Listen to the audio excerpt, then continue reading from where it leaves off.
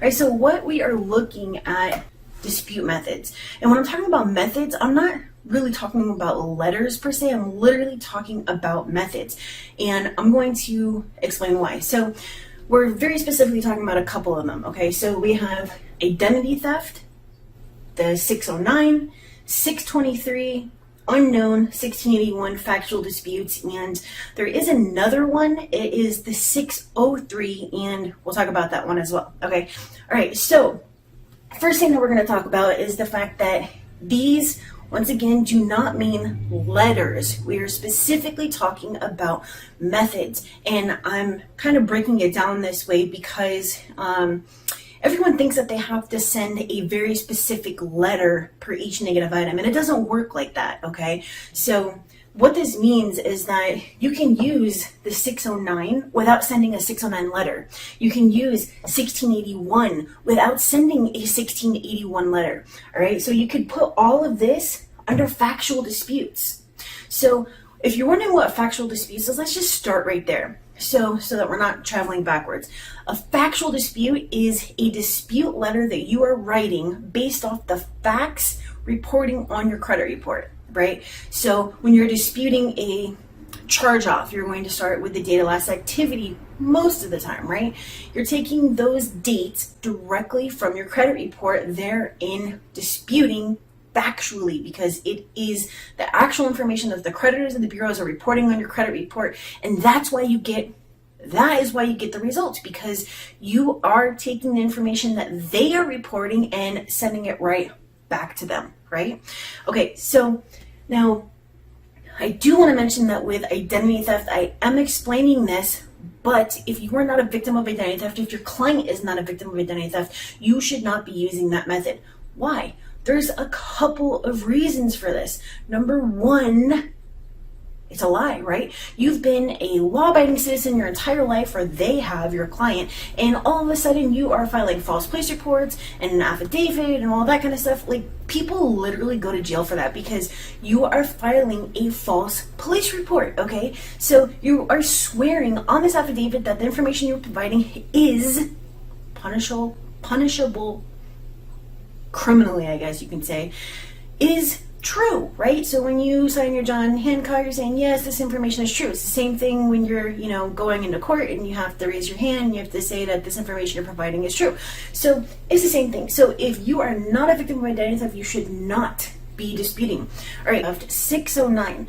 Now, I'm sure anybody and everybody on this webinar, and not even on this webinar, just everybody in general knows what a section 609C letter is. Basically, what you're saying in that letter is, pursuant to section 609, you need to provide a signed contract or the paperwork or application that was filled out when that account was opened, or it needs to be removed. So we're basically going to talk about what these are before we go get into it, all right? So if you know what these are, then you can kind of set out on this section. I do want to be very specific and tell you, and I tell everybody that asks me about this, you should only use this when there was an actual contract that you signed or an application, such as a third-party collector. All right, this should not be for a charge off. It should not be for a bankruptcy. It should not be for anything like that, okay? Because unless you physically went into a store and signed your, signature on an application, you're not going to have a signature for a credit card, because when you are filling it out, and you can even go and do a fake application right now, you're going to put your name, date of birth, email, address, phone number, social. You're going to answer questions about renting, income, and other employment stuff, and then you're going to check a bunch of boxes, including the terms and conditions, and you're going to click on submit. There is no signature, okay? Signatures come in for, I don't know if I mentioned already, but utilities, sometimes unless you're on the phone, medical, because you have to fill out all these, different pieces of paper when you're in the hospital or urgent care, or even the doctor's office, right? And then there's things like apartment. You definitely have to sign stuff for an apartment. So, unless it's a debt buyer, you can use this for apartments as well. So you need to forget everything that everybody else taught you about the Section 609, all right? And I'm going to show you how you can use this. We're going to talk about why you shouldn't use this or when you shouldn't use it, all right? So a 623 dispute is directly to the original creditor. So let's just say that you have an account that you are disputing, whether it's charge off, late, whatever it is. I don't care if you're just disputing the high balance, but you are disputing something with a credit card company, all right? Or a loan. Let's just say it's Capital One. You're disputing directly with Capital One. This is a 623 letter. This can be a template, and you can download one for free anywhere online. All you have to do in Google or Bing or whatever the heck you use is put 623 original creditor template. Hit enter and you'll get a ton of results. All the letters are the same. The only thing that you change is that very first line, which says what you're disputing. I disputed X account and the balance of $18,000, and you said it was verified, and blah, blah, blah. The rest of it, don't change. Your personal information, that first line, and your name at the bottom, all right? So we're also going to talk about that and when you should be using it and when you should not, okay? Now, this does not mix with a credit bureau dispute, all right? They're totally separate. Now, using unknown. Unknown is literally a dispute reason, okay? This is primarily for third-party debt collectors, all right? 1681, if you don't know what that is, 1681, wherein it states that the bureaus have to do an investigation, and if they cannot legally verify, they have to remove the account. But a lot of people and a lot of companies and a lot of people that don't really know what the heck they're doing with their disputes are going to send out these, 15 paragraph 1681 letters, and I can actually upload one to Airtable on this section and show you what I'm talking about. Not to use it, but to show you what not to do, okay? So 15 years ago when I started doing this, my letters did come from the 1681. Okay, I was doing the wrong thing for my clients, and I had to find out the hard way. So I do this stuff to stop you from making those same mistakes that I did. All right, with everything that I do. It's not just to teach you the difference between this and blah, blah, blah. It's so that you don't make those same mistakes and that you don't have to go through what I did, not just with my credit, but my clients. You get what I'm saying? So this is why I am providing this information. Okay, so 1681 is basically forcing an investigation. Obviously, you can't force anybody to do anything, and the same goes with the bureaus, especially with the bureaus. But that's basically why it has the quote unquote. Okay, so gotta love those air quotes. Factual disputes. You guys know what factual disputes are because that's what all of my videos are about. You're taking the facts directly from the credit report and you are throwing it back at them. All right, so give me a second while I get rid of this, and we're going to start with identity theft. The thing with identity theft is, just like I said, this should only be used in the case that you or your client are or is whatever victims of identity theft, and there's a couple of reasons why. So first of all, we already spoke about it. It's illegal, right? Now another thing is that you can get your negative items blocked from removal. So with each of these, we're going to talk about the dangers of using them. The only one that does not have a danger is factual disputes. Okay, so the thing with identity theft is that it has to have very specific elements to the letter. All right, so obviously you put your information, your client's information, whatever it is, same as any dispute letter. We're only talking about like what's actually in it. So you have to use, and you can paraphrase if you'd like, but you have to use victim of identity theft, IDT, identity theft, right? And you want to explain to them as much as possible in detail why, how, what happened. Because remember, you are just a regular Joe. You are just a regular Jane. And a regular Joe and a regular Jane would explain the situation. You know how I'm always talking about justifying, like cutting in front of that person in line to make a copy. Instead of just saying, hey, I need to get in front of you, you're going to say, hey, my husband just called and he can't get to the kids to pick them up from school. So it would really, really, really be of, great help to me if I can just get in front of you so that I can, go and pick up my kids, right? So you are justifying everything that you're doing in a dispute letter. So you want to tell them, how did it happen? When did it happen? If you know who, you want to include that as well. That information is also going to go on the affidavit, right? If you need a blank affidavit, I do have a PDF that I can upload, or I can just put it on Airtable if I remember to do so. Someone can remind me. If you can go and just put it in the questions or something, I'll put it on there. Okay, so you need to tell them in that very first paragraph this information. So even though it's not a human that's going to get the dispute letter, it's very important to make it look like you are a real human being, Joe the plumber. Okay, I keep saying that, and it might sound very, very simple, but remember, everything that I do is simple, but there is a rhyme and a reason. There is a formula to everything, and that's what I'm trying to explicate here. Okay, so that first paragraph is all of this crap. All right, so that's the first paragraph. Then you're going to put your disputes. So you have your creditor, the account number, and then the reason is going to be remove for fraud or theft or identity theft or not mine, or pursuant to section 605B, so on and so forth, right? So with the identity theft method, you are not going to be putting factual based disputes because there is no fact other than identity theft, right? You want it to all be centralized around identity theft. This account is not mine. It was opened by somebody else, or it was mine, but someone hacked into my PayPal account and they were able to go and spend, yada, yada, yada, yada at Walmart and Target or whatever. Out of the $50,000 balance that I have, 40,000 of it is not mine.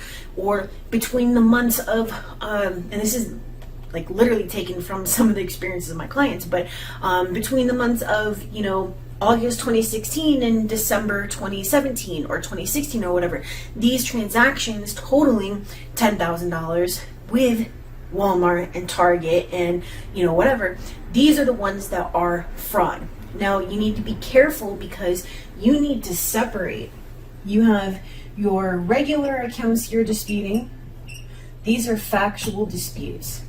Then you have your identity theft. These are the 605B disputes. These are the identity theft ones. You need to make 2 dispute letters. They cannot be combined. If you combine them, you are going to make a huge mistake, and you're going to take like 15 steps back. All right. So please, whatever you do, make sure that number 1, you're not disputing online, and number 2, we're not going to talk about online disputes, but I am going to tell you about them without putting anything on the board. You want to make sure that they are 2 totally separate things. Okay. Regular and identity theft. Okay. Do not mix them up. Right? So now below this, you're going to put something to the effect of, so you have all your disputes right here, right? You're going to put something to the effect of just send a new report. Yes, it is messy down here.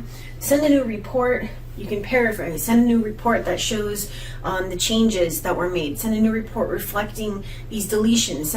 Whatever it says is the basic underlying thing here that I'm trying to say is send a new report so that I can see that you deleted it. And the important thing for this is 4 business days. 605B states that they have 4 business days to delete this stuff. If they don't, now you have to go and challenge why they didn't delete it, how they verified it, who verified it, what the method of verification was, all that kind of stuff. You don't want to get there. That's my entire point. You don't want to get there. You don't want to get to round 2 and 3 and 4 and 5 and 6 and all that kind of stuff. You want to put everything that is necessary, everything that is required on here so that you do not have to get there, okay? So the thing is that you need to make sure, and this goes for anything, you are sending either yours or your clients, you're sending ID, SSN, and proof of address. Your proof of address needs to be outside of the envelope. It needs to be legible. It needs to be printable. Okay, so I'm saying this because I have clients that send me crap that's just like, I'm supposed to print this? Someone else or even a computer is supposed to read this? Like, no, man, nobody can read this. Like, how does it even make any sense? If I can't read it, they're not going to read it. And if they can't read it, you're not going to get your deletions because they won't investigate. So ID, SSN, proof of address, your dispute letter, as well as the affidavit. And the thing is that millions of people use this method when they were not supposed to. And because of that, this method doesn't really work all that well anymore. So even if you were a jackass, you own a company and you're a jackass, and you are doing this for your clients, you're going to find out the hard way that you're not going to get the deletions because too many other people are doing or did over the course of years and years and years the same thing that you just had this bright idea that, oh, I'm going to make all this freaking money because I'm going to get all these deletions in 4 business days or in less than 90 days or 45 days, whatever, and they're never going to know that this is what I'm doing. No, do not do it. Do not put yourself in that position, all right? Moving on. Let's just talk about online disputes real quick. And like I said, I'm not going to put anything up on the board for this because this really should be common sense if you know anything about credit repair and disputes and all of that. But just real quick. All right, so you should not, as a consumer or as a business, do any online disputes. The reason being is that logically, 100 what do they give you, like 100 characters or something, or this little box where you're supposed to put your dispute reason, or choose A, B, C, D, E, F, G, whatever. That's what? No, dude, I need to have like a box like this big to put my dispute reason in there. Like, that's the first thing. You don't have the ability to do a factual based dispute. The second thing is that you are giving up so many of your rights, okay? So I believe it's 623 and 611. So what you're giving up is the bureaus do not have to send any investigation results. If you have any documentation that you upload, they don't have to share that with the creditor, so they just kind of sit on it. They also if they come back and they say, hey, it's verified, you can't do anything about it. You can't sue them. You can't sue the creditor or the collection agency or whoever the hell it is that, they had to dispute with. They don't have to do anything, and you can't do anything about it, okay? So you really want to go and look at this stuff. There's like 4 paragraphs that you're giving up out of these sections, and these are things that you really, really need. Plus, you're making it so much easier for them to automate the process, okay? So no online disputes. No online disputes. I wish I had like a shirt that said no online disputes, or like a thing like with the poster board, and like I'm gonna go picket somewhere. No online disputes. All right, so moving on. All right, so let's talk about 609. Okay, so here's the thing with 609. I am going to show you what you shouldn't do, what your letter should include, how to use 609, and how to not use it, all right? So the reason that I'm speaking slowly and that I'm trying to break it down like this is because there's people that are on this webinar that are not that advanced. There's people that have English as their second language, and there's people that may be advanced, but, whatever. So, I'm trying to find like a happy median here where it's not super advanced and it's not super dumb, okay? So we are looking at 609. Section 609 basically states, like I said, the proof, okay? Where is the proof? So we're going to have, what, 2 sides to this. Let's do 2 sides. So we have, how do I want to do this? All right, so the first part of this is do and don't do. All right, so with section 609, you can use this for medical, you can use this for utility, you can use this utility,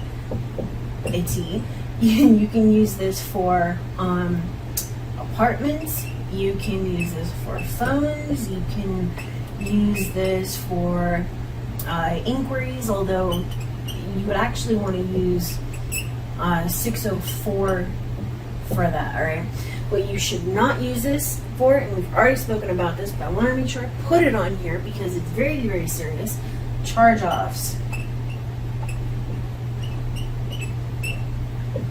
closures, repos, bankruptcies, tax liens, judgments.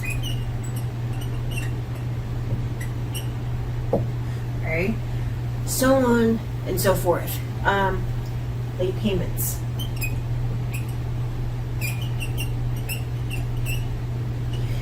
Okay, so you can use this over here. Why? Why? It's because there is, that's my signature. That signature is going to go on this stuff, all right? When I apply for these, unless it's these 2, these have very specific ways of removing. But when I'm applying for these, there's a box that I'm agreeing to their terms and conditions, right? The TOC. So, once again, medical, utility, apartment, cell phone, and inquiries. Do not use this for charge-off, foreclosures, repos, bankruptcy, taxing, judgments, and late payments. Anything that is bank related, you are not going to use this for. Now, when you do use this, you are basically going to take 609 and you're going to put it with your factual based disputes. So what that is going to look like, and I can give you a couple examples. What this is going to look like is actually very, very simple. So if you watch my videos, you would have seen the one where I went over the formula. The formula for using this, the 609 in a factual based dispute is very, very simple, all right? So what you're going to do is let's use charge off, collection. We're going to use collection, didn't mean charge off. We're going to use a collection for an apartment, all right? That's good enough. Collection for an apartment.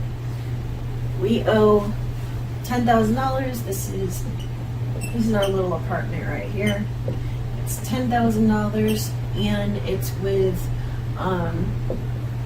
DeVille, I think, is actually a debt buyer, but I dispute with them using the VOD and the 609. I'm not too sure. Sometimes they purchase, sometimes they don't. But this is very simply what we're using in our example. Now, you don't want to use 609 for a debt buyer. They have a very specific way of disputing. So we have our dispute letter, right? You're going to have your information here, your date. You're going to sign it at the, not sign, but put your name at the bottom. You're going to have your opening paragraph, which is going to very simply, if this is only for this account, this is to the bureaus. So this is a CRA letter. You're going to very simply state that your opening, your opening paragraph or your opening statement is very simply going to be that this needs to be removed because you don't know what this is. I don't know. You can put this eloquently if you want. You know, I'm writing this letter to you because I recently pulled my credit report and I saw that this account was on here and I really don't know what it is. I've listed it below. If you could please investigate this account because I don't know what it is. All right?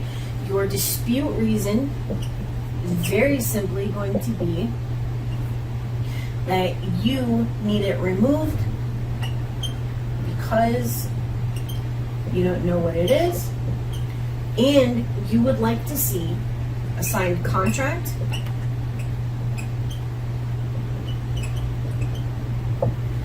application, or any other paperwork that was filled out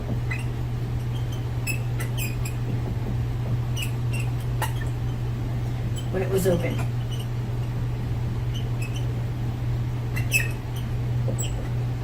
If not, if they cannot furnish it,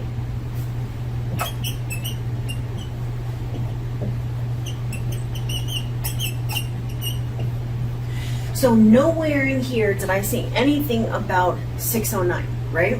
All I'm very simply stating is that it needs to be removed very simply because you don't know what it is. This is who the creditor is, so you would put whoever the creditor is, creditor name, account number, so DeVille account number 12345.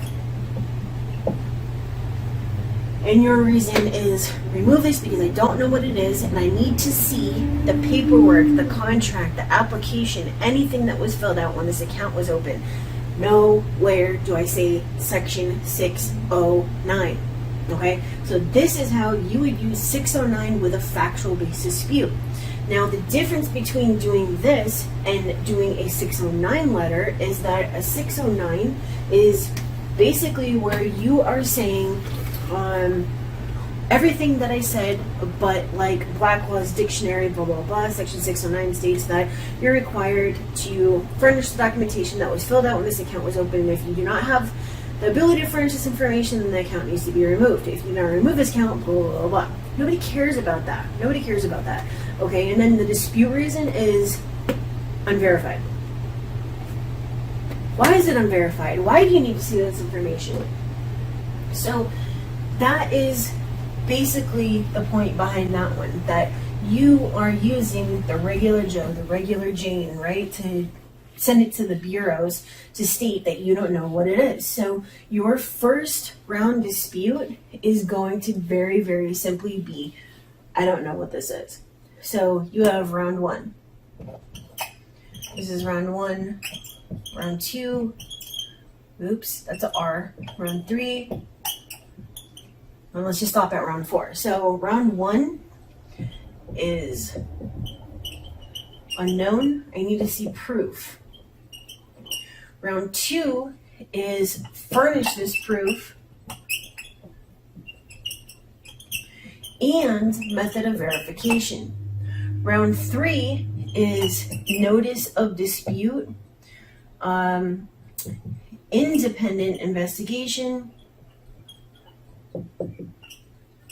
because remember, we want to catch them using EOSCAR, right?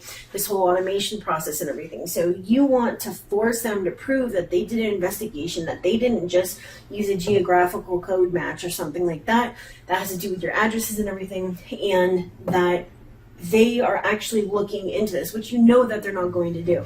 All right, so round four is a CFPB complaint. Now, during this whole thing, you are also starting right here, a couple days later, you're starting with the VOD process. So you have VOD 1, VOD 2, VOD 3, and this right here is where you need to decide whether you want to do VOD 4, which is a lawsuit, or whether you want to not really, use that whole thing and possibly go with, your CFPB complaints, the BBB complaints, because remember, you're doing the VOD and your CRA letters using, basically the whole unknown tactic with the 609. And unknown is one of the reasons that we're actually going to go over. You don't want to use not mine unless it's identity theft, though, because when you are doing not mine, there's like 4 reasons why you would be committing like credit repair suicide. So I'm not going to go over all 4, but basically the premise behind it is that not only are you lying, but it can come back and bite you in the ass, right? Because first you're saying, not mine. Didn't work, it didn't come off. Now you're going and saying, oh, well, it is mine, but I don't owe $10,000. So it's, it's not mine. I need you to remove it. Oh, but it is mine, but I don't owe $10,000. Oh, but I do owe $10,000, but you don't have a contract. Oh, well, okay, so you do have the contract, but you didn't put the notice of dispute. So you are like just losing the whole battle before you ever started. So don't do that, all right? There's 3 other reasons. If you want to know about those, you can go and sign up for my course. We're not going to go over the rest of that stuff. But that's basically the whole thing with the 609. So now some of the quote unquote dangers of doing the whole 609 thing is basically that I had to flip my little thing over. Basically, you need to understand how your letters get processed at the bureaus. And I have gone over this in multiple videos, and if you are in the credit repair industry, you would already know this, but when your letters get to the bureaus, I actually have a recent video on this. When your letters get to the bureaus, they go through a scanner. If the scanner can read your letter, it's going to attempt to determine if it's a template. If it's a template, they are going to automatically state that it's been verified, right? So my board looks terrible now. So if it's automatically verified, you just like took 15 steps back. So if you have like 1 million people and they're all sending this one letter and they know it's going to be verified, right? But now if you are using factual based disputes, your letter is never going to match anybody's because it's a custom letter that you are writing right then. Right? So if you take the premise of the 609 and put it with factual based disputes, it's never going to come back as verified because it doesn't match anything. So that's my entire point, that there's different methods that you can use, but when you tie them into factual based disputes, remember, just taking the stuff that they're reporting and using it against them, there's nothing that they can do other than delete or correct whatever it is that you're saying, right? So that's the entire point behind this. So you're not going to send a 609. You're going to use 609 in your dispute letter. You're not going to use, the 623 because you're disputing that directly with the original creditor. But when you're doing a 623 dispute with the original creditor, you can now, in your factual based letter to the bureau, state, hey, I wrote, capital 1, they didn't remove it, they didn't reply, they didn't whatever, and now this account needs to be removed, and here's the proof. And I'm disputing the date of last activity because there's 3 different years, and capital 1 says this, blah, blah, blah. You get what I'm saying? So, and once again, I apologize, I'm talking basically at the board, left-handed here, and all that kind of stuff. So, moving on to VOD, just because it follows the 609. So the validation of debt, you are only going to use this on third party collectors, okay? So if you want a copy of those letters, go to Airtable with the link that I emailed out, and you can get that. Now, I am going to send out that link again before the end of tonight, just in case there's anybody that, purchased after I already sent it out, all right? So, anywho, I will go and I will post those if I remember. I hope someone reminds me. But anyways, third-party collectors, do not send this to debt buyers. Do not send this to debt buyers. Do not send this to any debt buyers. Third-party collectors, remember, medical, utility, cell phone, apartment, okay? Do not send this to any debt buyers. I'm saying this 15,000 times because I had 4 phone calls today, so like 50 calls in a week, where people are sending these letters to the debt buyers. That is not the way that you remove them. You remove those debt buyer accounts, Portfolio, Midland, Calvary, who else? Second round. You remove those using factual-based disputes, such as late payments on a collection. A collection by default is late. There should not be late payments. A past due on a collection. A collection by default is past due. There should not be a freaking past due on there. This is directly out of the law, okay? I'm not telling you pursuant to section blah, blah, blah, no, it needs to be removed. No, the same way I'm talking to you right now is the same way that you should be writing your dispute letters. So this Midland account needs to be removed because you have a late payment on a collection. Delete immediately. This portfolio account needs to be removed because there's late payments in the payment history. Delete this account, all right? So going back to this, so you are going to do this with third parties. So we have, just like I mentioned before, you have letter 1. Letter 1 is going to go out a couple days before your CRA letter. It can even be 30 days, okay?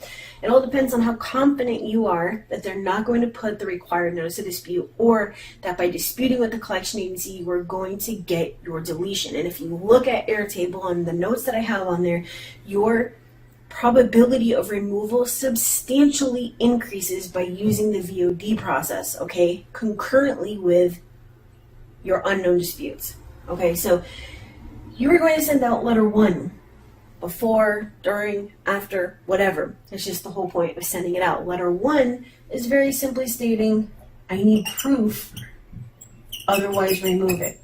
Okay, very, very simple. You guys have all seen a VOD letter. All right, so letter 2, you have 2A and you have 2B. 2A is when they respond. 2B is when they do not respond. And they're both basically stating the same thing. Sorry, this marker is like really loud. They're basically stating the same thing, that because they responded or whatever, sometimes you don't even, if you're a business, skip letter 2A and just go to 2B, because it's too difficult to track whether, client A had a response, but client B didn't, and client, Z4 did, but, like R7 did. I mean, whatever it is, whatever your system is, don't hassle yourself, use 2B. All right, so we're going to assume that they responded and they said it was verified, but they didn't put the required notice of dispute, and they didn't prove what they were, their signed contract. Because remember, we're looking for a signature on a contract, all right? So, anywho, both of these come down to one thing: proof and notice of dispute. So because they didn't do that, you send out letter 2A if they respond, 2B if they do not respond, and letter 3 is notice of dispute. All right. So there's so much more that goes into this, but I'm putting it in just straight layman terms. There's like an 86-page PDF that goes with this. So basically, according to section 623 of the FCRA, the creditor is required to put the notice of dispute within 30 days of the date that they first receive the first letter. All right. The bureaus are required to do this. The creditors are required to do this. Section 806B of the FDCPA says the same thing, that when the collection agency receives it, they have to put the required notice of dispute. So what your job is to ensure that there's been 30 days, wait till that 31st day, pull a new credit report, and see in the comment section if they've put the required notice of dispute. If they have not done so, they are in violation. Now, if they put the required notice of dispute, but they did not send the proof, they are in violation. If they sent the proof but didn't put the required notice of dispute, they are in violation. If they did both of them, screw them and go with your bureau disputes. Unknown, where's the proof? You didn't provide the proof, method of verification, late payments and all that kind of stuff on collections. There's so much that you can work with here, okay? I'm just trying to kind of point you in the right direction with this and show you that there's different methods that you can use while also using factual-based disputes. You can dispute with the bureaus while disputing with the collectors. You can dispute with the bureaus while disputing with the original creditor. You can dispute with the bureaus while you're making complaints against the bureaus and the creditors and the collection agencies. You get what I'm saying? So, letter 4 is very simply lawsuit. Now, I do know that some people skip to for. They just see the collection, I'm going to sue them. Unless you are totally comfortable with that, I wouldn't do that. But do you? It is your credit. All right. So the unknown process is the same thing as the VOD process, but you're disputing with the bureaus, and that went along with Section 609, right? So instead of pursuant to Section 609, you're required to blah blah blah. You're going to very simply state this account is unknown. Then method of verification. Then you're challenging how they're stating that it's been verified, but when you disputed with the collection agency, you had to send letter to B because they didn't respond. So if they're not responding to you, how are you supposed to know that they're responding to the bureaus? And what is that called? Estoppel by silence or something like that, where because they didn't respond, that means that they agreed with you, because if they disagreed with you, they would have responded. So anywho, there's a letter for that with the bureaus as well, where you're stating that the collection agency did not respond, and because of that, they need to remove the account, because otherwise they would have been able to furnish whatever the collection agency sent to them. All right, so that's 609, unknown, and the VOD. All right, what else do we have? We have factual disputes, 1681, and that is it. All right, factual disputes. Let's just go over this just for the fun of it. All right, because it's my thing. It's what I do. All right. You can use factual-based disputes to remove anything. And I'm not saying virtually anything, I'm saying anything. Okay? So, once again, your credit report is the information that they are providing. They being the creditors, they are providing this information to the credit bureaus. All right? You, as a consumer, since the 70s, are allowed to dispute the information that is on your credit report, regardless of what it is, if you believe that it's inaccurate. All right? Inaccurate does not mean valid. Validity and inaccuracy are two totally different things. So what that means is that if you have an account that says you owe $100 and you know that it's $100 but it has the wrong open date, that's an inaccuracy. You can dispute it. Okay, so there is a formula to doing this, right? Because we're talking about methods here. Methods and how they relate to each other and to the bureaus and how to use them and where not to use them. So there is no downside to factual-based disputes besides being very, very simple. There's a couple of things that I want to say about it first, because I see this all the time. No more than wrong way. No more than 10 negative items per letter. All right? No more than 1 dispute reason per item, unless they are just so blatant that it would be stupid of you to store your ammo, right? So basically, we're in World War II.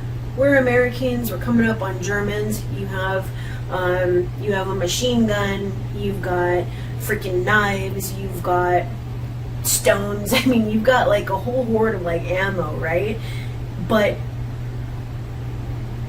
you figure that you have a good chance killing these 10 Germans with your 1 stone or your 1 knife or your 1 bullet.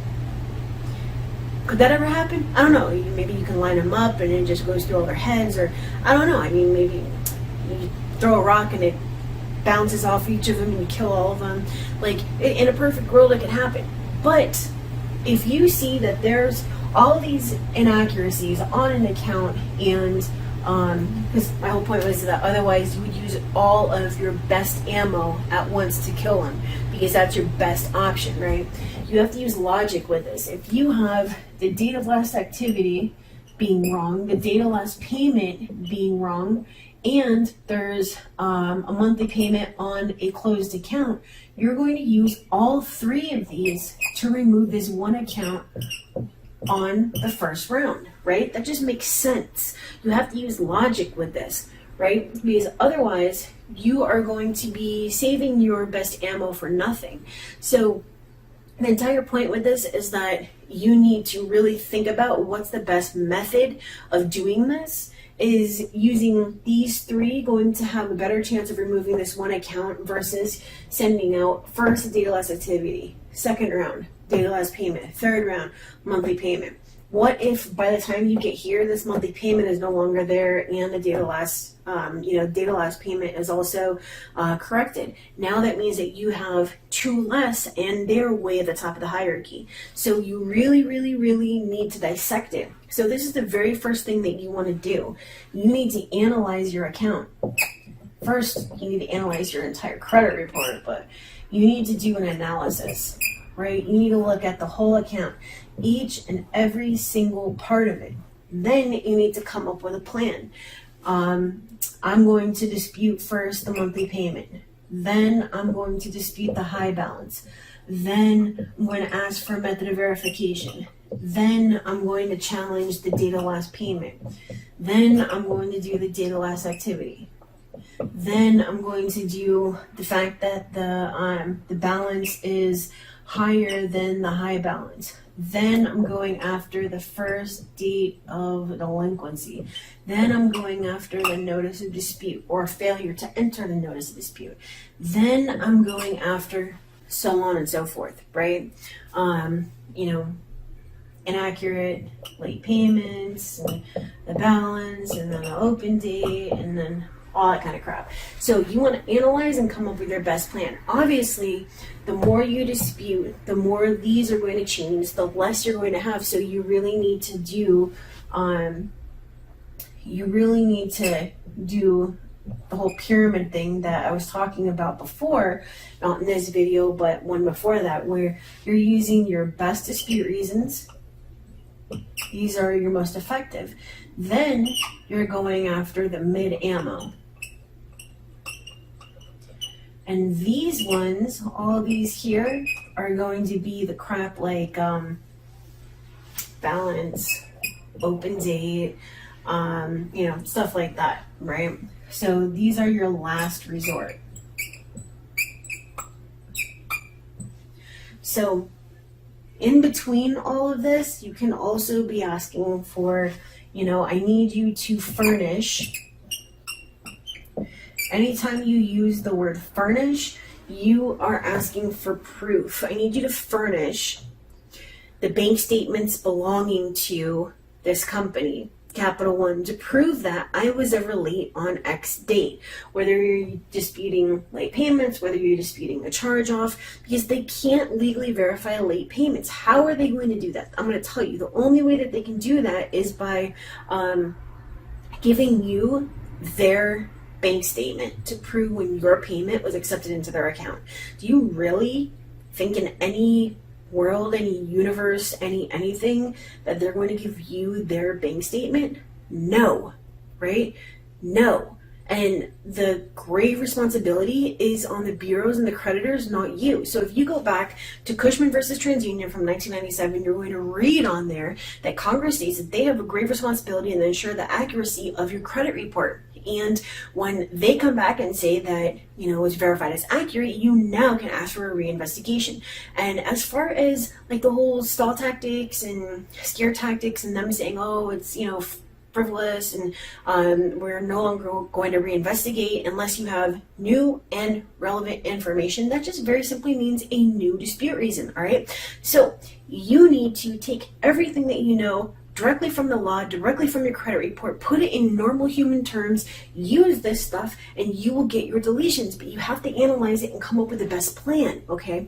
You need to have a plan of attack. And if you would like to get copies of, unless you already have them, the worksheets that I created on, how do I come up with the best strategy for round one, for my charge off, for this or whatever, it's, what's the website?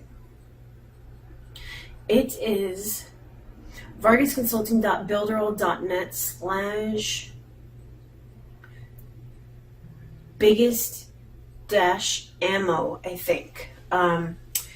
You can find cheat sheets and all that kind of stuff on there. All right, so the entire point behind this is that you need to analyze. Once you analyze, you can come up with your best thing. But as far as this goes, you want to put no more than 10 accounts per letter.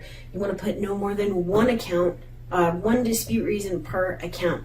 All right. There's so much that goes into factual based disputes that I could spend an entire 7 hours just talking about this, but I obviously don't have 7 hours. You obviously don't have 7 hours, and we are not going to go do that. This is very simply to break it down and show you that you can use different methods as well as and while concurrently using factual based disputes. All right. So if we were going to ask for the proof for the first date of delinquency, we would ask for them to furnish proof that you were ever late on whatever date that they have in the payment history, right? Asking for the proof. So you're not saying, pursuant to section 1681, you are required to provide the documentation that proves that I was ever late on X date. Otherwise, you need to remove it. You're very simply stating, I wasn't late on this date, and unless you have the paperwork that proves that I was late on this date, you need to remove this account. Or this late payment, whatever it is. All right? And just real quick about late payments. It's not on my paper, but I believe I was going to say something about it. As far as late payments go, you have to determine whether you should, and I should put this on the board. You need to determine whether you are going to correct or remove the account. And the way that you figure that out is actually very simple. So if it's a charge off, it's automatically a deletion. You can't correct a charge off. You can't. It doesn't happen. You have to remove the entire account. All right. Now, if you have late payments, and we can talk about student loans here, I guess, why not? If you have late payments and you are trying to figure out, can I remove this or can I just remove the late payments, you need to look at the number of late payments and the frequency, right? So we're disputing Navient, right? We have, let me just check on my camera real quick. Yes, 56 minutes. Wow. If you are disputing Navient and you have 30 days, 60 days, 90 days, on time, 30, on time, 30,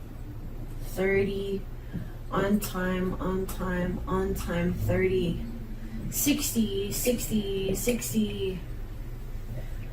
Okay. 90. This account needs to be removed.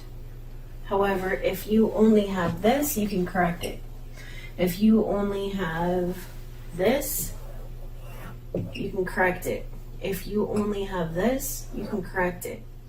But when you have 1, 2, 3, 4, 5, 6, 7, 8, 9, 10, 11, 12, you have 12 late payments, you have to remove this whole account.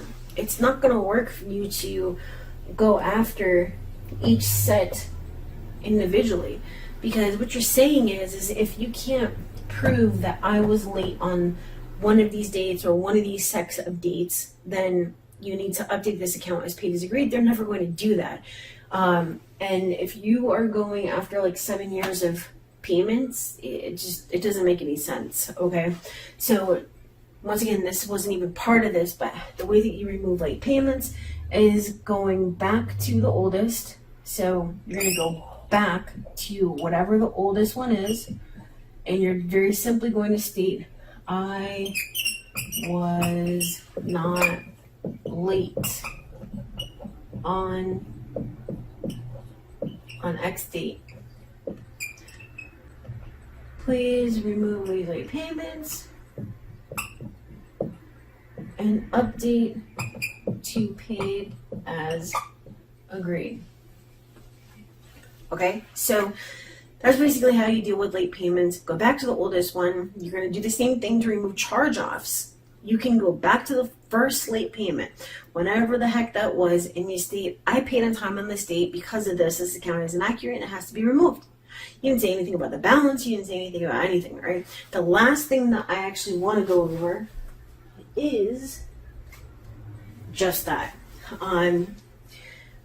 There's so many people, and I hope that none of them are you, but there's so many people that think that because a charge-off has a balance, that it should be removed. All right, and I do have other videos about this, but basically the way that it works is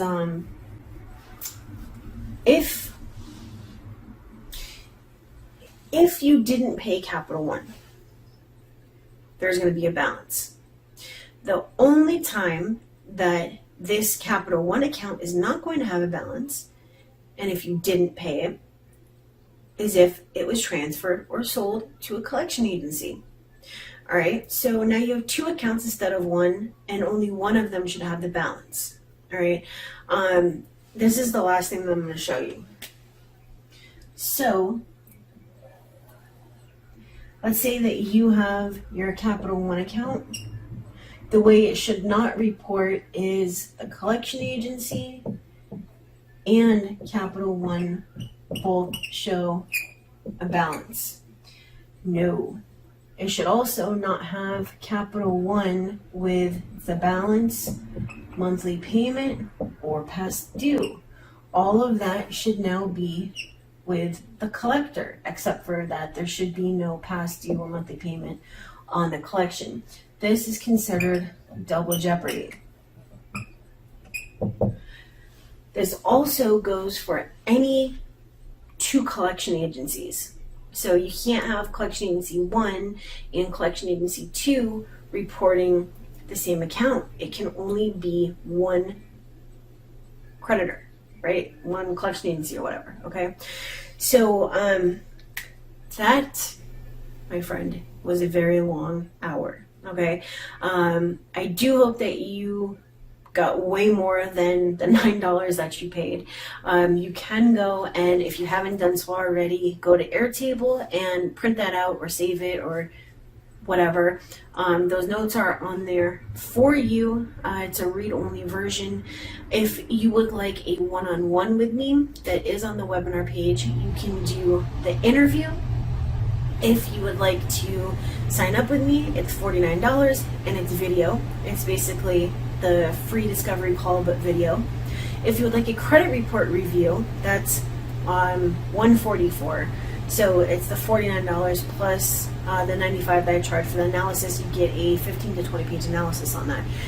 If you don't want to pay for video, but you do need my help, you can go to expertcreditsweeps.com/book online and schedule a free discovery call. Not video, but the phone. I do calls every day except for Sunday. All right. If you have any questions, please make sure to post them on whatever is the chat or the question section. And I can't see from here, but if you did have any questions, they should have been answered for you already by my buddy who's doing the questions. All right, so I hope you enjoyed this. If you have any questions, let me know. This is where my webinars are going to be now, and that is it. Thank you, and I have to go around and turn this off. All right, bye.